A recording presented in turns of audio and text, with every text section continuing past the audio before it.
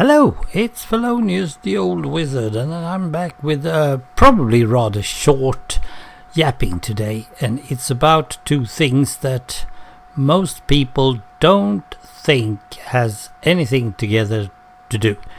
Money and happiness. Can you buy happiness? The normal answer to that is no, you can't buy happiness. And yet there are people again who says, well, of course you can. You can always buy a piece of the happiness as long as you have money enough. And I've seen that some of us, not all of us, are actually doing that. And I can do it in some sense because I'm going to flea markets and stuff. Suddenly I can find things that is worth like 350 if I'm going to buy it in a store, and now I can get it for 35, 30, tenth of a price, and it will give me pleasure, and most likely I'll be happy with the buy, and then I will be happy if I can use it later on. Now I have stopped buying stuff that I don't really need or should not have. I'm not doing any furniture anymore. I'm totally into that. Oh, I need a new bed, but that's all. So yeah, and in order to have a happy back, I need to buy a new bed, and that means that I need to have money, and money will then buy me a happy back. You see, it's all down to it. And people who are into food are rather happy when they get the food they want, but that's not always the easiest way, because you might need money for it actually, but we all need food, so yeah. Now I am one of those who try to do it cheaper. I like cheap things. When I want something expensive, it's rather it doesn't taste good. I can't eat salmon. I can't eat salmon. It's not food. It's not for me.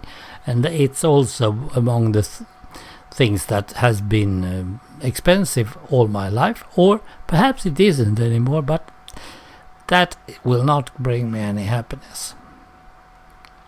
Now, the thing is that happiness does not come with a health stamp.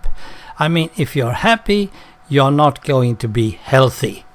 You can still have your backaches or whatever aches you have, or whatever things that is.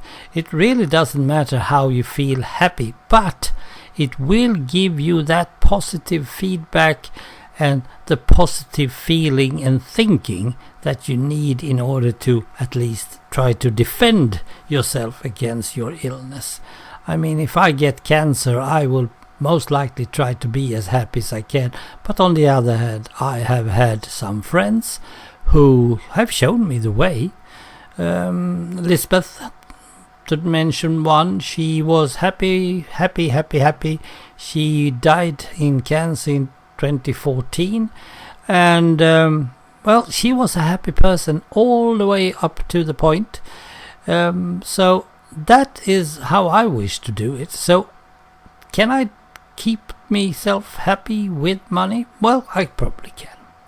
But you can't buy health with money. Money cannot buy you health, but it will most likely give you some type of happiness.